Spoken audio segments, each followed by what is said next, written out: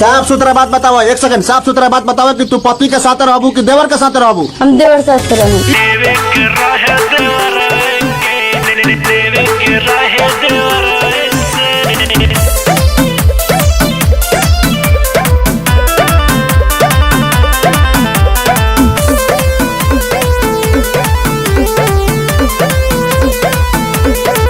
जब आवे निधिरी त डाट तारू, दुनो टाइम चानी तू काट तारू। जब आवे निधिरी त डाट तारू, दुनो टाइम चानी तू काट तारू।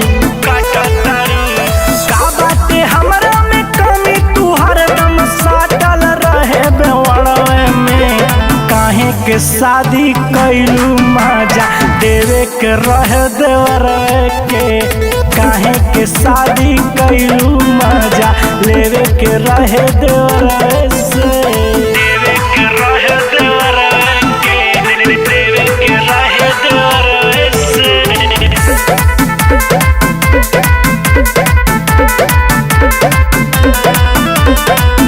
काहे नहीं बुझेलू तू हमारा हो मान के।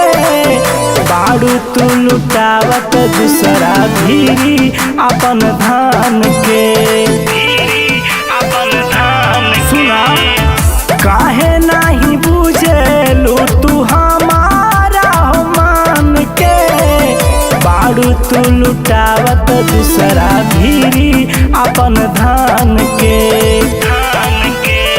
खाके मारब जहरवा जाके खुश रहिए बेवड़वे से।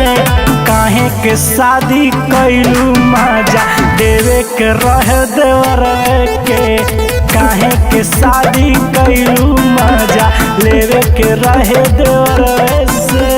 देवे के रहे देवर के, देवे के रहे देवर से।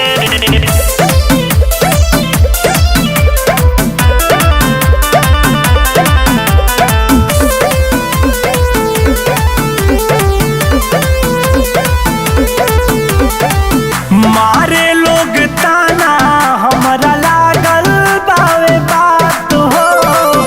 हमके बतवले जब सतीश सोमनाथ हो। सोमनाथ हो। मारे लोग ताना हमरा लागल बावे बात हो। हमके बतवले जब सतीश सोमनाथ हो। ले आई हम सौतनिया परेशान करी देवर से। काहे के शादी कैलू मजा देवे के रहे देवर के। काहे के शादी कैलू मजा लेवे के रहे देवर से। जब आवे निधिरी त डाट तारू, दुनो टाइम चानी तू काट तारू।